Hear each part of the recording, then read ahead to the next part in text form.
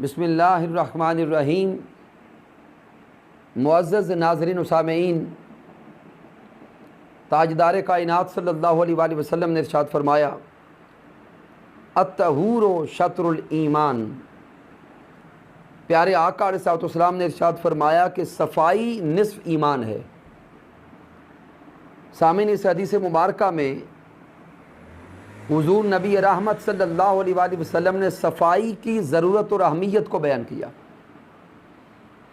मेरे आका ने फरमाया कि सफ़ाई आधा ईमान है,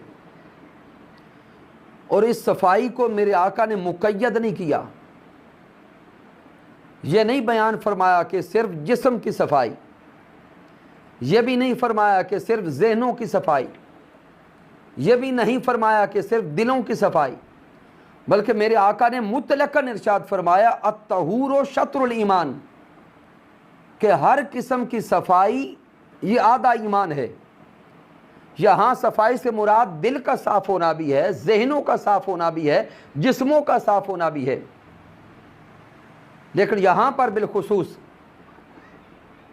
मैं मुतवज्जे करना चाहता हूँ बादशाहपुर की आवाम को, बादशाहपुर के बासियों को, बादशाहपुर में बसने वाले बुजुर्गों को, जवानों को, बच्चों को और अपनी माओं, बहनों और बेटियों को, कि बादशाहपुर वेलफेयर कमेटी ने इब्तदान अपने पूरे गांव को साफ करने और साफ रखने का इरादा किया है। लेकिन यह मुमकिन ही नहीं कि वो चंद अहबाब पूरे गांव को साफ कर सके या साफ रख सके।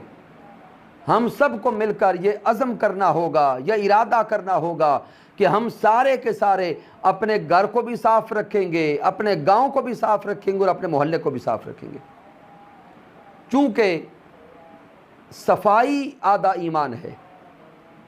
सामीन मोहतरम, बस यही पैगाम अर्ज़ करना चाहता था कि हम सारे के सारे अहबाब अपनी ज़िम्मेदारी को महसूस करें और अपने घरों को, अपने गांव और मोहल्ले को साफ़ करने का अज़म और इरादा करें, ताकि रब्बे कायनात हम सब का ईमान भी मुकम्मल फरमाए और हमारे गांव को भी रब्बे कायनात साफ़ सुथरा और पाकीज़ा रखे।